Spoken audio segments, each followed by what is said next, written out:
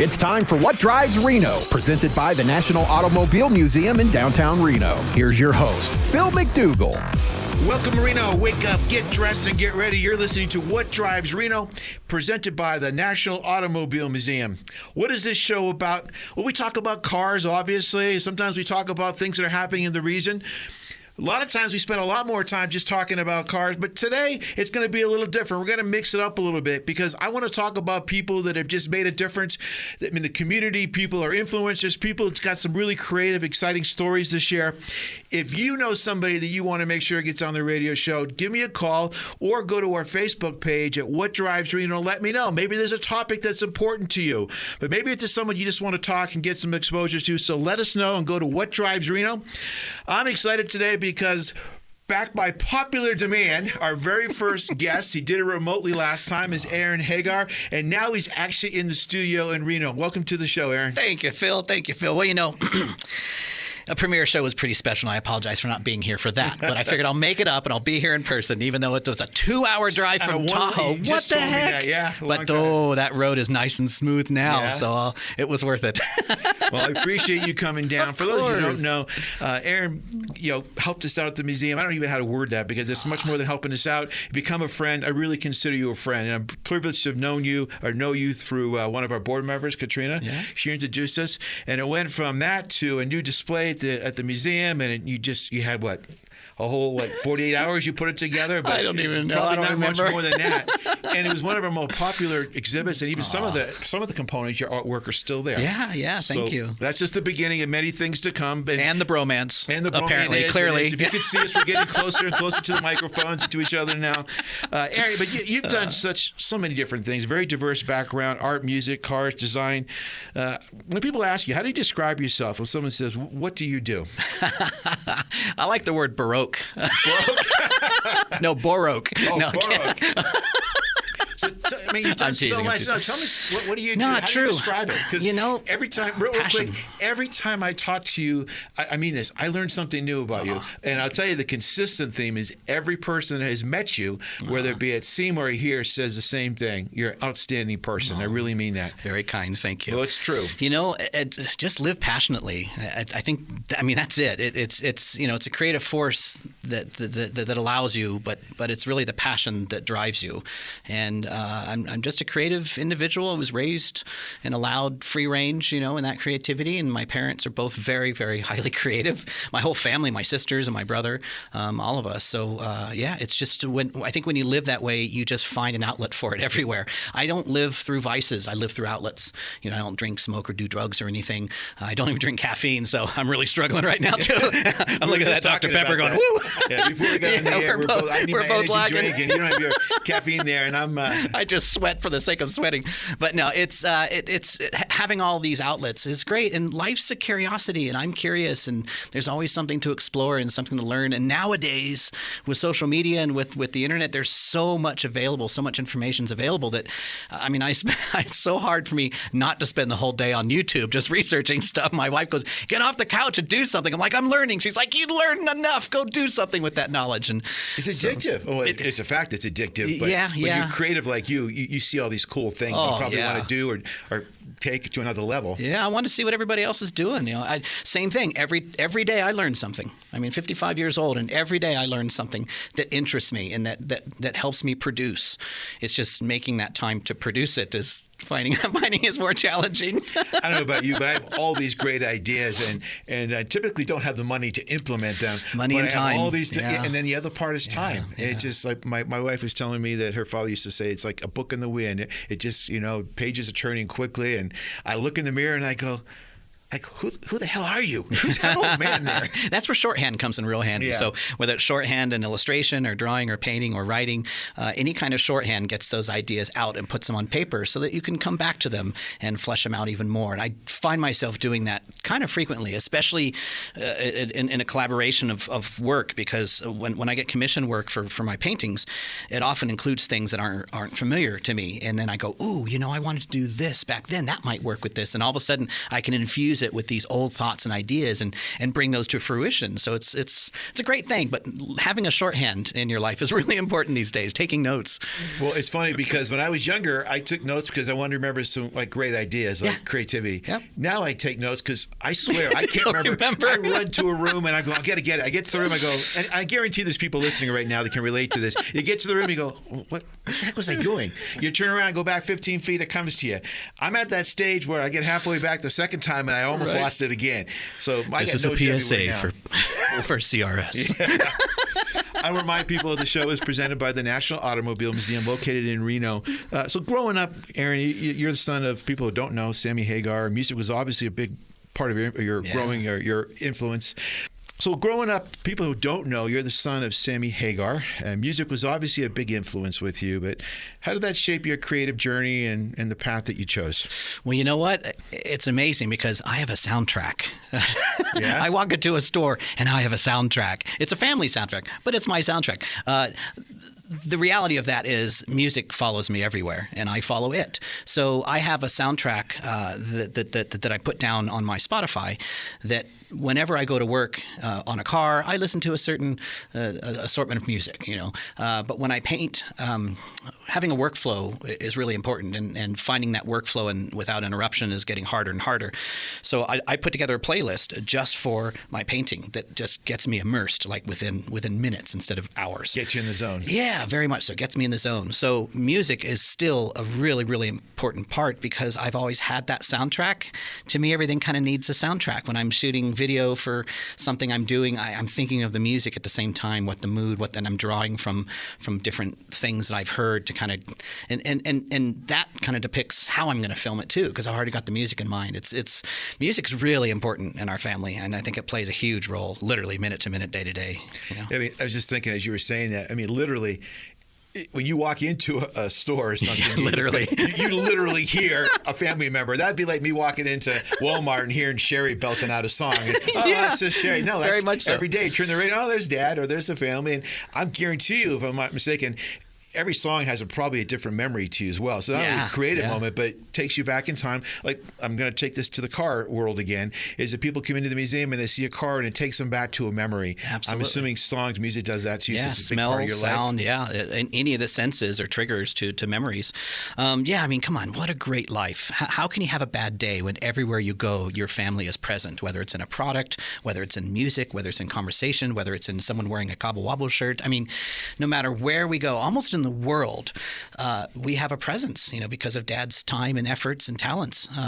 And I think it's allowed us to shine, and some of us have gotten to shine pretty well in the world too. And you can never have a bad day with that, It's funny, before we went on the air, I was just mentioning to you that your dad's social media presence is really strong. Yeah. And how old did you say he was roughly? He will be 78 in a couple weeks. He does not look 78. He doesn't act it either. He looks much, but I mean, he's up and going, and he's very visible out there. I love that, but that's what keeps him going, I'm imagining. If he sat home and just sat there and watched reruns of I Love Lucy, it'd be a whole different story. Yeah. He'd have a great accent. But but no, he really, really, really is active, and he knows that really is the fountain of youth, is being active and being fluid in life. He's very malleable. Things come and go. Things get canceled. Things get scheduled. He's spontaneous in many ways, and when he's done, he's done. He's at the age now where we're starting to see him enjoy life in different ways and relax. And I love hearing from the family when I'm not with him, because we all send each other pictures of Dad doing things like, Dad's gardening today. Like, Kari sent me. Did you picture him doing that 20 years ago? Or was he no, always and it's doing great. that? I mean, I'm used to him cleaning the pool and stuff up in Mill Valley, which I usually try to do before him. But he loves it. He goes, "Don't clean the pool. I enjoy doing that." It's like, okay, hands off. You enjoy doing it.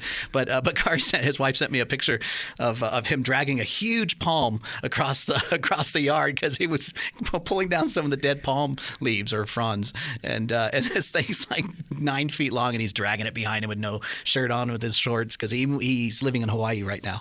So she's like, "Oh, there's your dad enjoying Hawaii." Well, he's there. That's another. That's awesome. Maybe that's his next step. He's got a little reality show of his home improvements back there. No. Reality television doesn't like our family because they literally say we're too happy. You guys get along too well. You're too happy. There's no drama. No, I'm not surprised. There's you plenty said of drama, but we're very happy. There's no conflict. Sorry, I am not shocked to hear that. Yeah. Because every every time you turn the news on, it's like, but is there not going to be something that's more uplifting? Yeah. But drama. But what do they say? Yours? You're too happy? Yeah. Yeah, literally, like that was the criticism. Like networks, like, we would like it if there's more drama. And they tried to stir some stuff up at the dining room table, and we didn't buy it. We bickered in jest, but it wasn't sincere. So we're too happy. The Hagar family's too happy, apparently. So for those people who want to start their own reality show, when you're trying to make that pitch, just come in there with a lot of negativity, a lot of drama, right. and you'll make millions on it. If you're happy, no, a whole different world. They don't want to hear it. That's a good thing. So let me ask you, you've worked on a lot of different things, from fine art to custom car design and renovations. Is there a project that really pushed your creativity to the limit? All of them. All of them? Well, there's two kinds of projects. There's the ones that you kind of say yes to, and because they're convenient and you don't have the energy, or it's a favor and you want to get it done. But most of the stuff that interests you, I think, is stuff that you haven't done yet, stuff that you've been wanting to do. And so there's huge challenges. But when working with old cars, there's always a challenge, and I'll be home in an hour. Every partner knows that means I'll leave dinner on the table for you. I'll leave it in the fridge with you can warm it up in the microwave. Just take the foil off. It's one bolt. One bolt could snap. One bolt can cause you days, weeks of headaches. And if it's a rare, hard to find bolt or a block that you can't replace, it could be months or years. So, those projects always have their challenges. I don't have a favorite. You learn from all of them. I think the best ones are the ones that you get to drive afterwards and they work and nothing catastrophic happens. No, but that's in our world too. Again, we have some of the very first cars down to Elvis's Cadillac, and your father's car down there Woody as well, wagon. the Woody. Yeah, I mean that's a huge hit at the museum. But biggest thing we encounter too is I can tell you right now. I've mentioned it a few times. We've gone down to do a thing with Jay Leno and his show, and we everything's ready to go. We're ready for months, and we're literally going to go in the garage and we're going to show it at the museum right before the truck pulls up. The truck pulls up, and I go, "You guys have tested it 50 million times. Great, right. Everything's tested it. We've done it 4 days in a row, and I'm not exaggerating. Okay, let the media in. Start it up. Cable breaks. Right. You chase a ground for 3 hours. and you can't just, let's just go to Walmart and get one of those things and get underneath the car and do it. And then you have all that, and we fixed it all. The people in the community got behind us, but then we went down there to Jay Leno's garage and did the show. I'm going, okay, well, I was just worried about that thing breaking. We got in there, an hour and a half, I couldn't get it started. Oh. It started up the first time 50 million times. So let me ask you, you've done a lot of different projects. Is there a favorite build or collaboration that you've done that just really encompasses your personality? Anything that jumps out? I've seen your artwork. For people who haven't, they missed that exhibit you did. You had a whole wall of 100 feet or so of just snippets of your art in a variety of different ways to convey that to the public. But is there one that just stands out? Sure, the one you still have, thankfully, the Woody wagon. Yeah. I think when Dad doesn't ask me for much as far as like do this or do that. I want this project. I want you to do this. I mean, he does on a small scale, but not like that. When he asked me I want that wagon. Can we make it a Woody? Originally wanted to paint it black, and I'm like, no, it's not near good enough to paint black. Well, tell our audience what you're talking about because they might not be familiar. Yeah. with So when something gets painted black, whether it's a motorcycle helmet or a car, it has to be the best example. So when you order a motorcycle helmet and you're going to paint it, I don't order them in white. I order them in black because they're the smoothest and they're the best version of it. So if a car is painted black, like a show car or a hot rod or something, it takes an immense amount of extra time to prep that car to make it perfect because black shows everything. Sorry, the bottom line is black shows everything. And so Dad wanted to paint that 1956 Woody wagon white, black. So the Woody wagon, a little history on it. It came from a lake bed in Reno. Or a riverbed. It was in sand, and when we were doing some rust work on it, we could not get stuff through it, and we're going, what is going on? And we finally get through some of the metal, and there's like concrete inside the frame, and it was sand. It was compacted. It was silt. No. So it had been compacted from so many years of sitting in a river somewhere down here. It wasn't the best example, but it was affordable to me. Of The Sopranos. You're not getting it up for nothing else you found in there, right? Oh yeah, concrete shoes. Yeah. But it wasn't wasn't the best example, but it's a beautiful car. It was a beautiful build. It was super fun, and it was for me. I started with a $500 motorcycle and worked my way up to that car. And Dad said, "I want that wagon. Let's make it a Woody." And we collaborated on the idea. And he wanted to make a marketing tool for the Rum that could be driven to different shows with Rum in the back, a slide-out bar, make it a showpiece.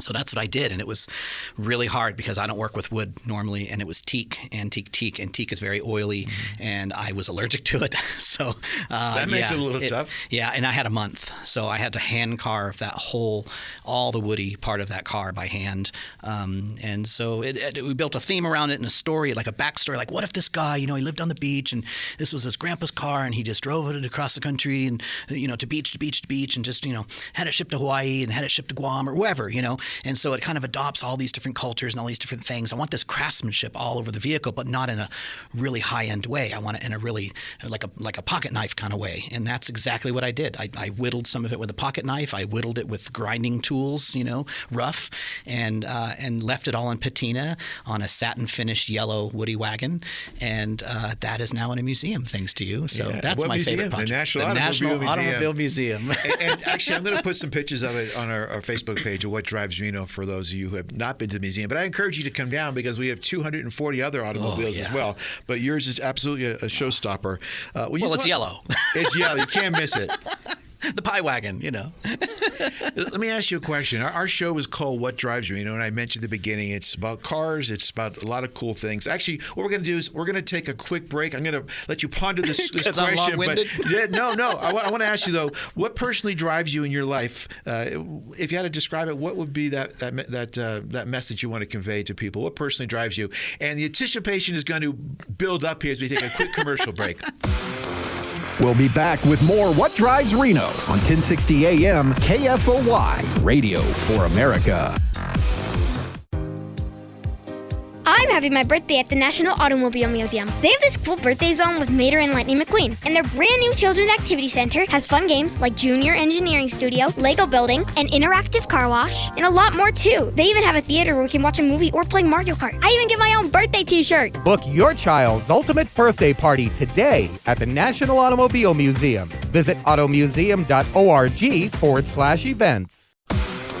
From engines to innovators, What Drives Reno is your front row seat to the stories fueling our city. Join Phil MacDougall of the National Automobile Museum as he explores the cars, culture, and community that make Reno roar. It's more than horsepower, it's people power. What Drives Reno? Catch the drive, catch the vibe. Don't miss it. Saturday mornings at 11 a.m. on 1060 a.m. KFOY, Radio for America. We're back with more What Drives Reno, presented by the National Automobile Museum in downtown Reno. And now here's your host, Phil MacDougall. So we are back at What Drives Reno with our special guest, Aaron Hagar. Thank you very much, Aaron. And everybody here is just on eggshells wondering what... No, right before we went to break, I said, what drives you? Literally, the name of the show is What Drives Reno, but what drives Aaron? Snacks. Snacks? No, I'm teasing. That's not a single word answer. I mean, sometimes you're driven, always driven by passion, but sometimes driven by curiosity, sometimes driven by a new tool. A new tool, sometimes driven by some sort of, I think the answer to that is inspiration, because all of those inspire, don't they? Right? They do. Okay. And then behind that, you get passionate, and okay. So the answer to that, I really think, would be inspiration. So whether that's a new tool or whether that's food, snacks. Hey, I got a new drinking cup. I want to try it, see if I don't spill it all over myself this time. And if I can drink that and not my paint water. Yeah, it's funny. When we get up in age, things get a little confusing to us. Yeah, I know, especially as start losing our sight and smell. Yeah, it smells like... No, that doesn't smell like root beer. That smells like acrylic paint. No, I always laugh because my wife is a famous commercial. So I got to just sidestep here for a second. Yeah. It's a commercial when this lady is going, "Here, kitty, kitty, kitty," and it's like a raccoon and she doesn't see it. I always laugh. I say, "Sure, we are that person now." In the last 2 hours, we've talked about our prescriptions. We can't see what we're doing, and then we actually ask the same question like 50 times. So I'm turning that corner. I guarantee our listeners can relate to that one too. Well, can you relate to this one when you see the older folks taking a picture and then they both have to put their glasses on to look at their phone to see the picture? Well, the big joke in our family is Sherry will take like 3 pictures. She can't see anything. And a couple of times I go, "It's good." And I held up to her. I said, "Sherry, that's a selfie." and she didn't even know, so she doesn't even Does try she have anymore. prosopagnosia too? She just can't see faces? She can't see faces at all. Oh, my goodness. We're going to take a little step here in a minute and go to a lightning round. Just want to get to know you a little bit better, and I think it's great just to ask you a bunch of questions, random questions. But before we get into that, I want to go to a really deep question here today. So if you could leave our listeners just one piece of advice about pursuing creativity or just a passion, what would it be? Is there anything? I'll say that version, and then I'm going to ask you a second question or a follow-up. If you could tell your younger Aaron something, what would you tell him? So two-parter. All right. The first part of that would be joy. Follow your joy. You know, it's in the little things. You know, if it's a certain something that you like to listen to or snack on or wear or just have around, and it brings you joy in a task that's heavy on your heart, take it along with you. You know, you have to have that balance in life. Otherwise, you're doomed. And if I could tell my younger self anything, it would be go to Paris. Go to Paris? Yeah, I was invited right after graduating high school to the Royal Academy of Fine Arts. They invited me, and they looked at my portfolio, and I got in. And Dad said, "There's nothing there that you can't learn here. You're not going to Paris. You're not going to be one of those spoiled kids." And I gave in. And I say that is probably my biggest regret in life, was not just selling whatever I had, figuring out the money, and just going for that experience. Yeah, I would tell my younger self, Go do it. Go do it. Do it. Yeah, don't. No regrets. No, I feel the same as you. I had the opposite growing up experience. I used to say, I don't think they liked me. Every time I came home, there was an exchange student living in my room, and they would send me away for the education. Like they sent me to exchange student in Japan and some places, and I'm going, that's great, but there's somebody in my room at the same time I'm leaving. Are you telling me something? All right, Aaron, I'm going to go through a quick lightning round with you, okay? Just to see what first thing comes to mind. Favorite car you've ever owned? Oh, my 58 Alfa Romeo. That was my first. Dream car you'd love to build or drive? Oh, a Type D Jaguar. See, everyone knows this right off the top of their head. What is your go-to song when you hit the open road? And you're stuck in traffic. There's two versions. Open road when you're cruising at the speed limit or having a good time, and then there's probably another song like earlier today when you're in 2 hours of traffic in a one-lane road down Mount Rose. So you got a go-to song? Open road is definitely Hans Zimmer. Any soundtracks by Hans Zimmer. I worked for Hans for a short time, so it's my trigger for let's do this. And Traffic is always an audiobook, man. Just passes the time. Cool. If you could collaborate with any artist, alive or gone, who would it be? Ooh, that I don't have a quick answer for. We'll come back to it. And that changes often. You know, I would still go to my mentor, Michael Pangrazio. He started me on my path of being better than I was, and I still think of his words, and I still see his face, and I have his artwork all around me. That or Ian McCaig. Great. Yeah. Cool. All right. Two more questions. If you weren't doing art, music, or cars, what would you be doing? I think I'd be a plastic surgeon. Well, that's a pretty big jump. I think about that all the time. Really? But you know what? I'm really into. I found some great YouTube channels where they restore old paintings.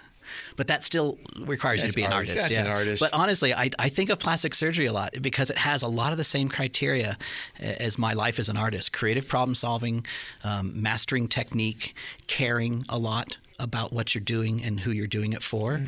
In this case, doing it to. Yeah. and finding new techniques for doing things, being innovative. Like all the stuff that I do in life. But I don't know, there's something about the garishness of the gore of being a surgeon that I find much more fascinating. My first career was as a makeup artist, doing special makeup effects and prosthetics, so that's kind of where that comes from. But you're still in that creative world. Yeah. We kind of touched on this earlier. My last question, too, before we wrap up is finish this sentence for us. What drives me is? What drives me is passion. Passion? If you said what drives me crazy is Phil, it would be a whole different show. We would start over again. Aaron, thank you very much, my friend. Love to have you on the show. Appreciate everything. Thank you. I love your passion. You're one of the most amazing people. And if people want to follow you or learn more about you, where should they go? That's a tough one. I have a little bit of a social media presence, but I don't have a website currently. I'm just if you're in the mood for something weird, Google my name, follow my family. We're all doing something, I don't want to say interesting. We're all doing something that we're passionate about. That's good. Just back to passion. And thank you. Thanks, Aaron, very much. We're going to take a short break, and then our next guest is Mayor Hillary Schieve. We'll be back with more What Drives Reno on 1060 AM KFOY, Radio for America. From engines to innovators, What Drives Reno is your front row seat to the stories fueling our city. Join Phil MacDougall of the National Automobile Museum as he explores the cars, culture, and community that make Reno roar. It's more than horsepower, it's people power. What Drives Reno? Catch the drive, catch the vibe. Don't miss it. Saturday mornings at 11 a.m. on 1060 a.m. KFOY, Radio for America. Looking for a venue for your next event? The National Automobile Museum can host any event in a variety of venues to choose from. Have an awards ceremony in the 157-seat theater or select one of several themed galleries for a business luncheon or banquet. Guests will love the 16,000 square foot Riverside Pavilion, complete with outdoor bar, heaters, and fire pits. Everything you need, including chairs, linens, staging, and AV equipment are also available. Go to automuseum.org for details. We're back with more What Drives Reno, presented by the National Automobile Museum in downtown Reno. And now here's your host, Phil MacDougall. All right, welcome back, everybody. You're back on What Drives Reno. I'm very excited. Don't forget, the show is made possible by the National Automobile Museum. So we have long awaited my next guest, and I want to start off by saying thank you, because I know you're very busy. I know that you do a lot of good things, but I also know personally that you've done so much to support the museum. So thank you very much, Mayor Hillary Schieve. Well, thank you, Phil. That is so kind. Honestly, what kind words? That's not what my email says. If they saw your inbox, maybe right. No, but people who know you're the real deal, and very, very grateful. So I'm going to jump right in, and this is going to go Howard Stern version, all right? Okay, I like it. No, seriously, why? Are we getting controversial? No, because not Howard at all. Stern's very controversial. No. I just meant to throw you a little bit. It's going to be really PG rated here. Just get you nervous here. Okay. But I love it. growing up, did you ever imagine you were going to be mayor? No, never, Why? ever. Because I'm sure it's just all pleasantries and nice emails and pats on the back and everyone loves everybody. No, I had no idea I was ever going to get into politics, and I am not a politician. As a matter of fact, I never even registered for a party. I'm a nonpartisan. My whole life, I've never registered as a party. So I had no idea I was going to get into politics in any capacity, but I happened to be born and raised here, which is becoming a little more rare too. But born and raised here, and I think my experience growing up here probably shaped some of my desire to see Reno be a community that everyone wants to stay in. And most of my friends were like, let's leave. We want to leave Reno, right? Matter of fact, people would say, where are you from? And we'd say, Lake Tahoe, right? Yeah. So I really wanted to change that. But for me, going back to why I started, actually came down to I own a business and I was expanding it, and I wanted to move my sign 2 feet, and I went into the city of Reno and they said that's going to be $5,000, and I thought, wow, what? That's outrageous. And then I started to realize the process became very cumbersome, lots of bureaucratic red tape, probably now knowing what I know, lots of bureaucratic red tape at every level of government, unfortunately. But it was that experience. And then there were 4 of us that actually were the founders of the Midtown District. And that was about 15 years ago. And they said, Hillary, you have to be the one to go to City Hall and talk about the vision for Midtown. And obviously Midtown, if you remember, was very, very seedy, and it was sort of decaying, and we didn't have sidewalks, and so we started this district, and it was my job to go to the city of Reno and speak in public comment to Bob Cashell and other council members and lay out this vision. And it really fell sort of flat on deaf ears. So that's kind of how I was like, you know what? I'm not going to complain about it, because that night I went to a mixer for entrepreneurs, and everyone in the room was complaining. And I thought, you know what? I don't want to complain about it. I want to do something. Yeah, I want to do something about it. And so I ran for actually the at-large position, which I thought was a really good position for me, because they don't represent a ward. They represent the entire community, a lot kind of like the mayor in some respect. But I thought it was a really good position to represent business. There had not been anyone on the city council that had represented entrepreneurs or small businesses or even artists. And so I think I had like this vision of like what we could be. And so that really started my love for community service and jumping in and getting involved. Okay, so the next question is, what would Hillary today tell Hillary back then? What advice? Don't do it. Don't do it. No, I mean, because I'm sure you had those thoughts many times. No, and I don't want to discourage anyone, because matter of fact, I need future mayors. We need, there's a lot of wonderful people in this community that should run for office, that have the talent and also the desire. It's just that I think it's become pretty divisive, and it's so party-centric now. It and is. I think that's the biggest problem, is that we have completely forgot about that we are both sides are human. We put politics over people. I think that's problematic in every step of government. And we've got to start seeing each other as human beings, as people, if we really want to get something done. And I'll bet there's a lot of people listening and go, oh, well, if the mayor wanted to do A, B, and C, just let it be done. You know, what's that thing? Let it be said, let it be done. Yeah. No, you can't just say, this is what I want. You have a lot of other steps. A lot of people got to buy into it. Well, guess what? I also think a lot of people don't know this about the mayor's position. The mayor does not run the city. I preside over a body, which is the city council. We have what they call a weak form of mayor government, which can be very frustrating if you are the mayor, because those decisions, you don't get to just go out and make those decisions. And so when something goes poorly, you get blamed for it, right? So that can be a really tough challenge. And I think the public, their perception is very misled by that they should understand who makes those daily decisions on how your city runs, right? We all want to take credit for things whenever it's done well, and we all don't want to take things when it's done poorly, right? But I would say this, I think people don't understand that the mayor does not make those decisions on a daily basis in a city. I have to go out and coalesce my entire body, which is the city council, and get 4 votes. I don't get to unilaterally say, we're going to go and do this, we're going to go and do that. Now, there are some certain instances, and they're very rare, like in a state of emergency. I might be able to say, okay, we're going to put a curfew in place. I get to declare a state of emergency. I get to sign off on those things. But everything else is done by your city council. Yeah, I think that surprises a lot of people. I know it surprises me when I've gone to the city council meetings, and I'm thinking, okay, this is going to be a short 1, 2, 3. Lots of discussion. Yes. A lot of. I think most people, in my personal opinion, is kind of like you. They want to get things done, but they don't take the next step because it's a major commitment. I don't think you're just sitting back. Oh, I'll watch some soap operas this afternoon. No, because you're going from meeting to meeting to meeting. Yeah. It's a 24-hour, 48-hour around the clock. Brian's here. Would you agree? Exact same thing. It's 24/7. I've got my you chief go of around. staff right here, Brian. He'll tell you. It's constant.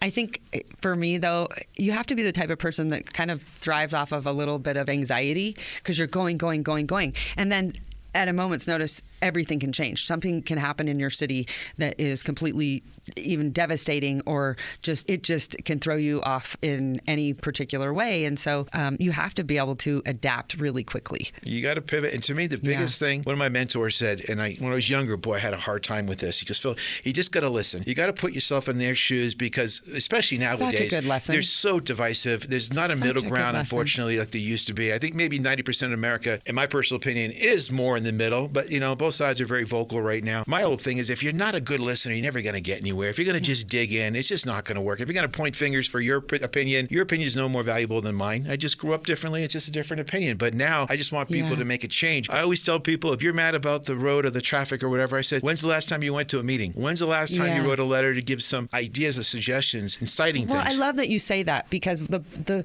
engagement I love more than anything else is getting a letter into my office where they're clearly unhappy, and then the end of the letter is, how about this, and the solutions. I love to hear that, because it tells you that they've thought a lot about how to make their community better. And like you said, I think if you want to change it, you have to definitely engage in it. And again, going back to people, there is a saying that I love, and it's, be kind, for everyone you meet is fighting a hard battle. And we forget. You don't know what the other person's going through, what their experiences are. Right. It's a big difference. That's our helpful hint for the day. Yeah, there you go. How do we help people?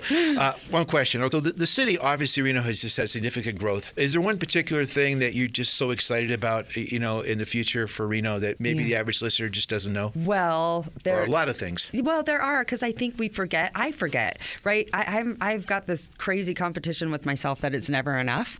And I also think that we all forget about where we have come from. We really do. And so let me take you back. Let's all raise your hand if you remember the King's Inn downtown. When I ran for office about 14 years ago, or no, 12, I don't know, I'm jumping ahead, but 12 years ago, I would knock on doors and people would say, Mayor Schieve, you've got to do something about the King's Inn. You've got to do something about it. And look at it today. It's this, beautiful housing project with retail on the bottom. It started the process of revitalizing downtown. Downtown has been incredibly challenging because of the large footprints that, some of the casinos obviously once occupied. It's very hard to put a small business in there or an artist, entrepreneur in a footprint that size. Right. That's the difference between downtown and Midtown. And Midtown is a great example of what we got right. But that was much easier to activate because you have smaller micro spaces where people can afford that barrier to entry that you typically will see when it comes to revitalization of a downtown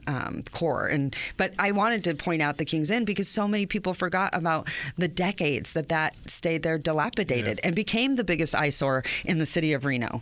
And we have forgotten about where we started. Well, I can tell you specifically, I want to remind our listeners it was made possible from the National Automobile Museum, but we're right down the corner of Mill Street in Lake Street, right on the river. And literally with your help, significant difference around us. Yeah. The ambassadors are out there. We put the River Rangers have made it. Yeah. They're like on a first name basis with everybody now. It has made a huge, huge difference for us. We'll have about 100,000 people come through a year. Yeah. And up until like the last year or so, until some of your efforts have been put into action, it was a challenge for us, for people coming out of town. We're very grateful for the improvement. They want to be able to walk along there safely and enjoy our natural resources. Our community wants the same thing. And so we had to take a tough approach. You're not going to sleep here. You're not going to do the things that are going to make someone else's life uncomfortable or feel uneasy. As a child, I got to experience the Truckee River and play in it all the time and fish and do the most wonderful things. I want our community to have the same experience. So we need it. We deserve it. So I'm not going to allow other people to hijack it. And good news, we just voted at RTC, and I'm very excited about this. We haven't talked about it a lot, but it's really exciting, about a 14-mile stretch that we will make a hub for transportation along the river. And what I mean I shouldn't say transportation, but what I mean by that is infrastructure along the river. So it will be highly revered and a place for people to come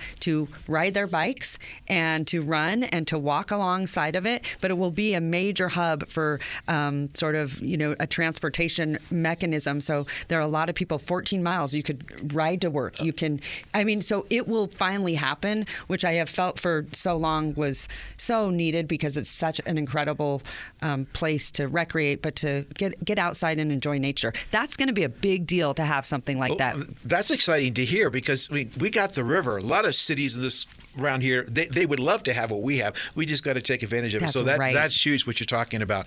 All right. So if you have people that are here listening right now, what's some advice you want to give them so they can get involved? Well, we have tons of boards and commissions at the City of Reno. I would say check our website if you want to get involved. Or just, volunteer, even at the Automobile Museum. There's so many great things that you can get involved in. As a matter of fact, there are a few I was going to throw in there. And let's talk a little bit about what you offer. I was born and raised here, and quite honestly, Phil, I hate to admit this, I have not been to the Automobile Museum for probably 2 or 3 decades. When you took over, you opened the doors to the community, you made it vibrant, you made it welcoming. It is really a shining star. But I want the community to know, if you have not come, you've got to see what Phil has done there. It is remarkable. The history, the rare pieces and the cars that you have. This is incredible that Reno, Nevada has those. And they are like on this level of, I don't know how you describe it, but that's on this level of so scarce. It's remarkable that it's right here in our city. No, we're really proud of it. Right? I think people forget. A big joke I always say at presentations, I say, raise your hand if you haven't been here, since your prom. And unfortunately, like a lot of people raise their hand, or at my 3rd grade field trip, and I go, oh my gosh, I got to re-educate people. Yes. We were voted, and this is a big deal. We were voted by USA Today 2 months ago as the top 5 automobile museum in the country. Oh my God. And TripAdvisor, we were voted number 1 favorite place to visit on TripAdvisor. So that's huge.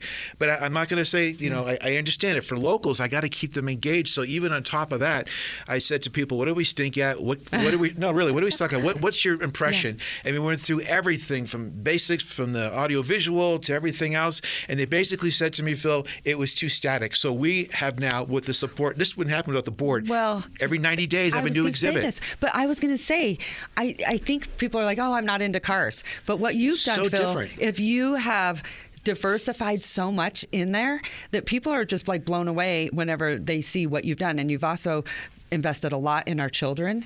They get to come there and, play and learn certain things. And so you also educate the community. But there's other things. You've really kind of diversified the museum as well.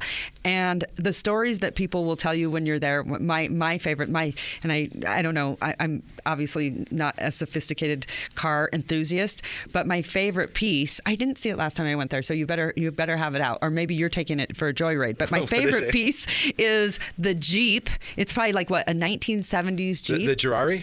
Yeah. Okay. So this Girari, they call it a Girari.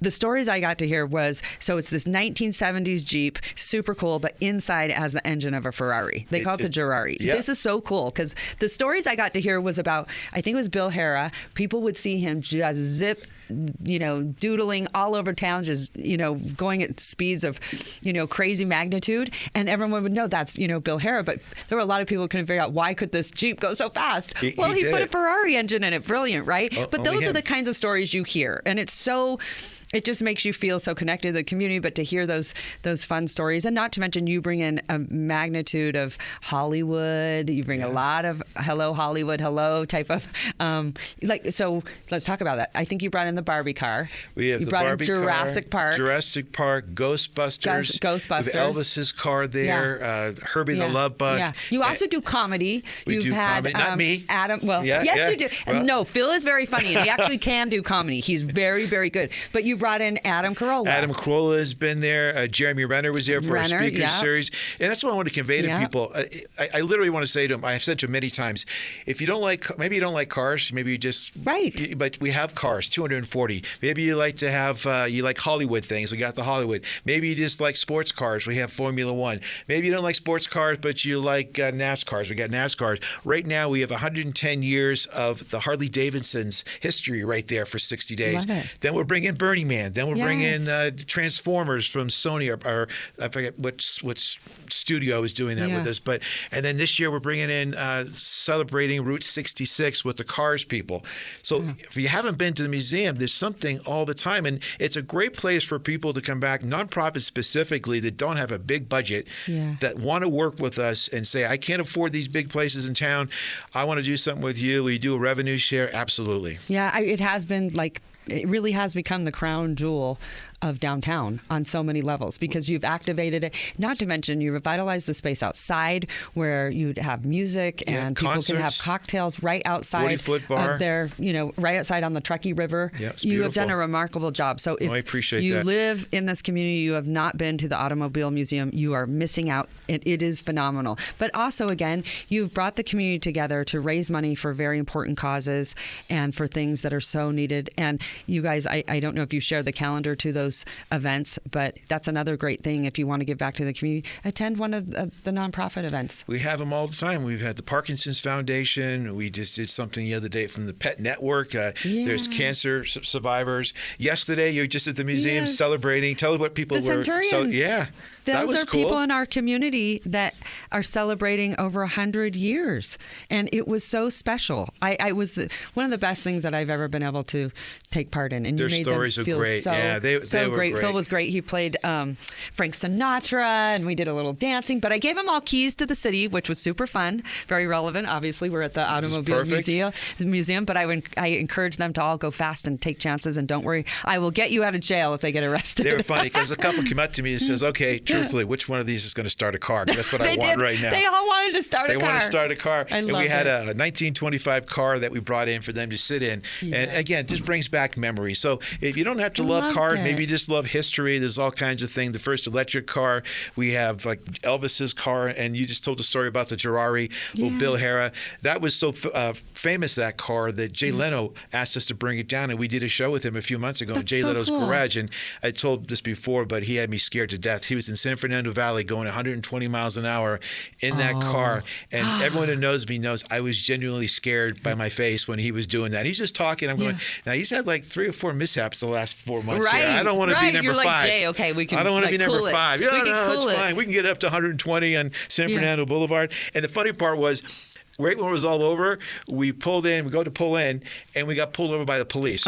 And he pulled over to my side. I think that's happened and he a goes, lot with Jay Leno. and he goes, excuse me, and I go, and he goes.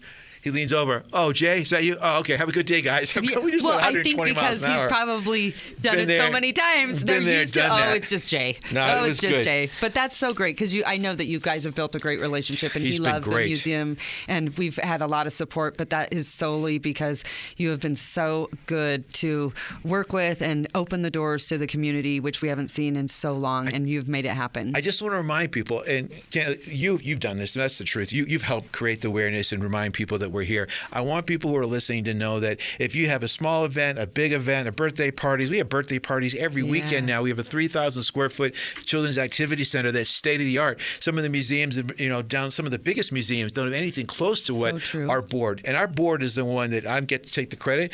Our board is the one saying to do it all. They're telling me what to do and putting the money up there, and it's been a blessing. So I'm very grateful. Before we take a quick break, I just want to go into a lightning round with you. Good. I love because that. I think it's important for us to get to know you. And I was going to mess with you and have a couple of Are we really doing like I don't know, McDonald's versus Burger King? No, just more simple. Actually, what I was going to do, I did it last week. I was going to have a little thing, wink, wink, with Terry, and say Boxer's briefs. Right? I did that. I did that to Sandoval. I did that to Sandoval, and he said nothing. And it made everyone laugh. But I was going to have a little thing with you and funny. say, Did he "Don't say go that? live." He did. Oh, I love said, it. "You okay if I ask you that question?" I love He it. goes, "Sure." Oh, No, he yeah. was great. He's great. But I was going to start off with the show and just pretend that we were live, and it's going to start off with some really outrageous questions. Love it. And I said, she'll go with the flow. I did it to one of my teammates, and she just panicked, and she just goes, I got nothing. She didn't know what to say. All right, first question. What song always makes you roll the windows down and sing along? Oh my gosh. It would definitely be a Tears for Fears song. Shout. Really? Yeah. It's going to be Shout. Shout. Let it all Now, out. Mia, do you have a different song? I asked Aaron this one. I asked Aaron this one earlier. Yeah. Do you have a song that you're in a happy mood? Is Shout the one after a long board meeting, or is Shout, do you have one that you're in traffic and you I pull think that after one a out? long board meeting, it's going to be something like Metallica or something hardcore. Yeah, little it's got to be headbanging? like Rage Against the Machine. A little like that. headbanging. Yeah. I'd love to pull up next to you Metallica or watching Rage you Against rock the out. Machine, something hardcore, right? All right, so if you now had I'm dating myself. You guys can all tell how well, old you're I only am. 22, so that song didn't even come out That's yet. right. Well, that's true. I could have See, said you just Britney accepted that Spears one. or Taylor Swift. It's funny because we have stuff, cars in the museum. Real quick, I'll have like Mach 5, and I'll have Grease Lightning and Shagmobile. Oh, I and love people go like, "Why do you have this?" I go, "Because that's my age group, and I'm Right. dating myself." All right, next question. I'm going to go through these fast for Go you. If ahead. you had a superpower to help Reno one day, what would it be? What would be your superpower? I think to make sure everyone has access to services like rehabilitation for addiction. I would, if I could get every single person those kinds of services. We could also use some more kindness and compassion. But the one thing that we are solely lacking is treatment to therapy and for addiction. I think it's our darkest secret in this country. So I would, if I could wave a wand, it would be to make sure that everyone has those services available at no cost. I know you're really passionate about that. We could do a whole episode on that. We could, I yeah. just don't. Sorry, I don't think people truly understand what's available, or we understand what we can really do to make a difference. Right. There's so many things. It's just not one-stop shopping. Let's Yeah. just put them here or do that. Right. So much more involved in that. Right. All right. If you could sneak into one Reno event in disguise, what would it be? The rodeo. Rodeo? I go every year and I love it, and I'm a huge rodeo fan. But sometimes it would just be nice to just sit there in the stands with everyone else. I think if I could go every night in disguise, I would do it. Mine would be, I just want to have the powers to be invisible. So I'm just enjoying for the same reason. Yeah. I mean, not at your level, obviously, because people, I'm assuming, come up and just start throwing questions at you. I'm here to socialize a little bit. All right. Which one word describes Reno's future? Bright. I'm going to go with bright. Then Bright? I want to go with big, and then I want to go with innovative. Yeah. Okay, this will make me smile. If you could have a mascot, what would your mascot be of you? Oh my. These are deep Labubu? questions. I don't know. That would be your mascot? Labubu? I don't know. All right, we're going to date ourselves. The kids collect them, and they're super funny, and I just think the culture is so funny. So I went with Labubu. I like it. See, all right, if you, last two, favorite childhood toy or game? And this you might date yourself. If you say this is Rock'em going to Sock'em date Robots myself. or something. This is going to date myself. And I have to pick two. I'm not very good at your directions. You always say pick one, but I always have to pick two or three. No, so here we go. Who's leading who? Okay, because I have people in the room with me, so people that are listening to this, they can't see who's in the room. So I'm looking at them because I think they're going to agree. Well, maybe not, but we're going to go with Candyland. Absolutely. And the second big one, Operation. Oh, yeah. Those are Do you remember when you'd hit that ones. metal? No, but it would just throw you for a loop, and you'd love the sound. But you get so nervous that your hand would start to shake. They took it away from me because I get so mad.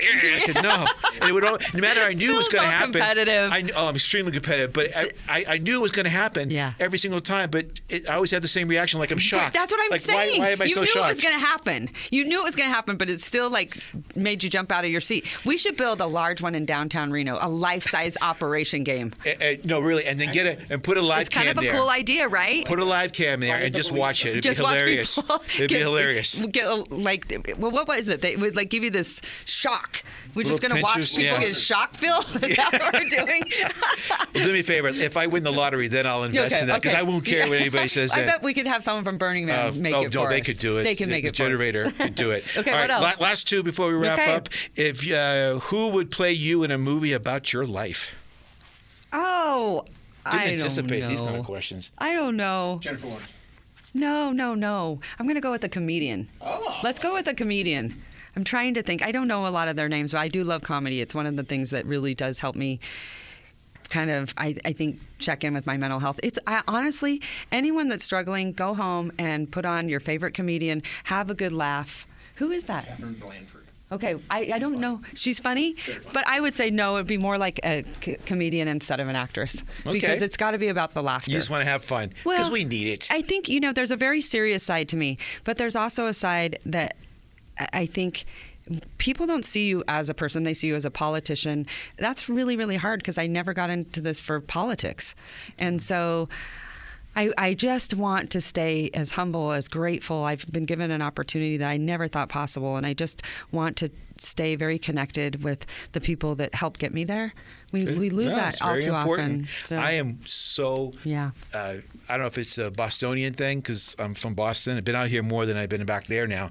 But to me, it's all about loyalty and relationships. You can't beat that. Life's too short. You got to be loyal, have friends. All right, last two questions. What is your go-to karaoke song? I'm going to share something with all of you that this is no probably one's listening, a so it's shocker. between us in the room. No. and you I want to remind you can that air before you anything. share I too don't mind. much. But this is going to shock you, absolutely shock you. Do you know that I have never, ever sang karaoke? No? Never once in my life. It's so funny you said that. Terry, can you cue the music, please? Brian's over here saying go you've into done. it right now? Yeah, let's do it. This will be my entry into karaoke. But no, I've never. I went to one bar downtown that they were singing karaoke, but I have not been like I don't hang out at places where they have it, and obviously I'm a terrible singer, so I would never probably want to embarrass myself. But I've never sang karaoke. Ever. No. It's funny. What about you? Oh, by far, Elvis. Oh. I'm a huge Elvis fan, and my wife always goes, I love it. Uh-oh, you're... What song? Teddy Bear. Oh. Teddy Bear, Burning Love. Really? Burning Love. Oh. And if I get to Teddy Bear, it means I've had like one drink. Yeah. If I pull up Burning Love right away, he's had some vodka, something else. We know that's the song that he probably should get off the stage. Now we know Phil has had some drinks when he starts to sing that. Okay, I'm going to look for those signs from you. All right. Well, thank you very much. I appreciate your time. Thanks for going with the flow with all those questions. We learned something new about you, and hopefully people are listening, learn how they can get more involved. We're excited to do this show, What Drives Reno. If anyone's listening today, if they have a topic or a person they want to get some exposure to, we encourage you to come let us know. It's a little bit about cars one week. It's a little bit about people. This week, it's more about people that are influencing the region, getting things done in the community. And Mayor Hillary Schieve, thank you so much for your friendship. Thank you so much for your support at the museum. And for those of you who haven't been to the museum, shame on you. Go to www.automuseum.org. And lastly, hashtag Mayor made me do it. Mayor made me do it. All right. Sounds good. Thank you, guys. We'll see you next week. You've been listening to What Drives Reno, presented by the National Automobile Museum in downtown Reno. For more information about the museum, head on over to our website, automuseum.org. We'll be back next Saturday at 11 a.m. with What Drives Reno on 1060 a.m. KFOY, Radio for America.